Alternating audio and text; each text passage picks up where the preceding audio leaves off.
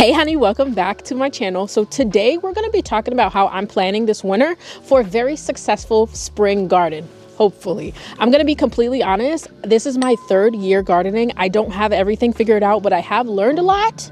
And I definitely feel like I have figured some things out. So today I'm going to show you guys what the graveyard is looking like right now, where everything comes to live and to die.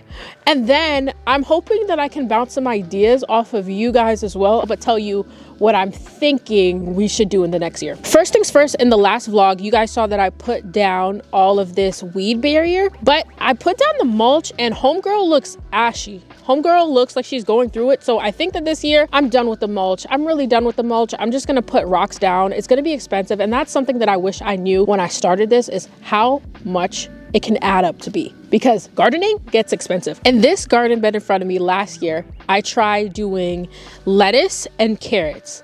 The lettuce had like 3 leaves at the end of the season.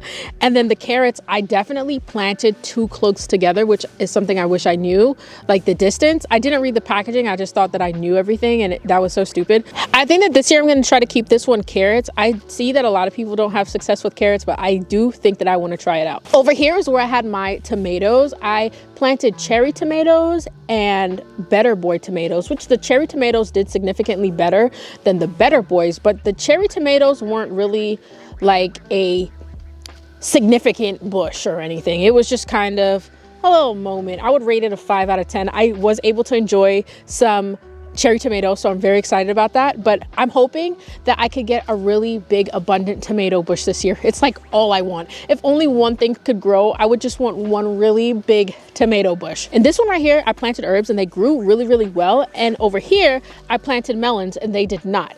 However, in my first year, I grew cucumbers and they did really fantastic. I was literally impressed, and I think that's what got me hooked. So I think for this year, I'm going to be planting cucumbers over here, and that really gets wild. So I don't know if I'll be able to plant anything else, but the idea with these was to be able to pretty much build a trellis. And I don't think my husband knew what he was doing, because after he put these in, he just abandoned the project. So maybe we'll have a trellis there. I don't know. Stay tuned. Make sure you subscribe so that you can see what happens with that.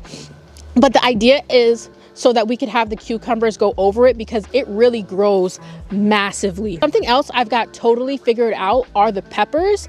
Any pepper, homegirl. Jalapeno peppers, habanero peppers, bell peppers, baby. I could grow them. That's like the easiest thing to grow. The peppers and the cucumbers, I feel pretty confident about that. So I think that this year I'm gonna do peppers over here, herbs, tomatoes, cucumbers, maybe carrots. I would love to be able to grow lettuce, but I don't know if I can do it. Like, I literally don't know if I can do it. So if I can, I have to put more thought into it, but I would love to plant lettuce right here.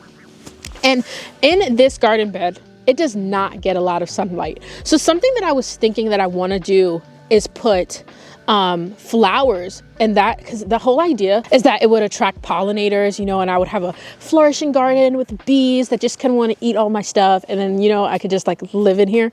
So I'm thinking about doing that. So if you have any suggestions for some low sunlight flowers that would grow really well, I would love to hear from you. Another thing, last year I asked you guys what your suggestions were for me to plant along the fence. And half of the comments were like strawberries, half of the comments said sunflowers. So I said, you know what? I'm gonna plant the sunflowers. Y'all, I spent a whole day planting sunflower seeds, and I recorded the whole thing, but literally nothing grew to the point where I was like, I can't even post this because y'all will make so much fun of me. Like, I was like, no, honey, I ain't going out like that. So nothing ended up growing alongside the fence, but I'm thinking maybe we could do some black-eyed Susans. I'm thinking black-eyed Susans would look really pretty. And yeah, I'm loving that. I also last year planted a few rose bushes. So I have a Coco Loco rose bush. I have a red one, and then I have like a yellow one in the front. So I'm really excited about that because I really want to be able to plant more flowers.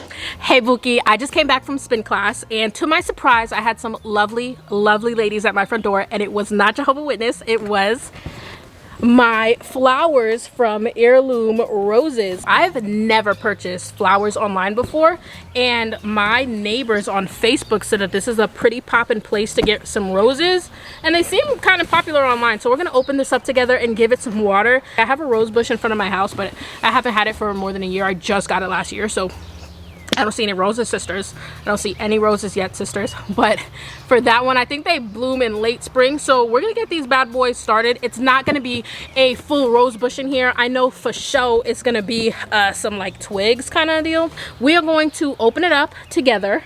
We're gonna give it something to drink. Homegirl is thirsty. Maybe some vodka tonic, maybe some water. We don't know yet. I'm JKing, we're gonna put vodka in there. I'm just kidding, it's gonna be water. And yeah, so we'll see.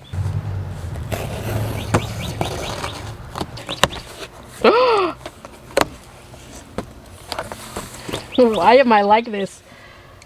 Oh Jesus. There's some bamboo sticks in here to keep them straight, and I purchased the Pilgrim climbing rose, which is a yellow climbing rose, and the Coco Loco, which is kind of like milk chocolate, turns into lavender. Not milk chocolate, it's like a caramel macchiato, maybe like a latte, maybe, yeah, maybe like a, maybe it's like a brown. You know what I mean? Okay, it comes all bagged and zip tied up. I don't know which one this is yet. Oh, there's a tag. Thank you, Lord Jesus. This is my Coco Loco Queen. Ooh, okay. And this is the Pilgrim. Y'all, I was so excited to find this footage, but of course this is from last year. So from Heirloom Roses, I got the Coco Loco and also the Pilgrim Climbing Rose. The Pilgrim is growing beautifully, but unfortunately the Coco Loco was chopped down to nothing by my landscaper, so hopefully it does grow. But outside of that, I have a Don Juan and a Ring of Fire rose, and those look so beautiful. So I really like how the roses look, and if the Coco Loco doesn't grow, I'm probably gonna get another one.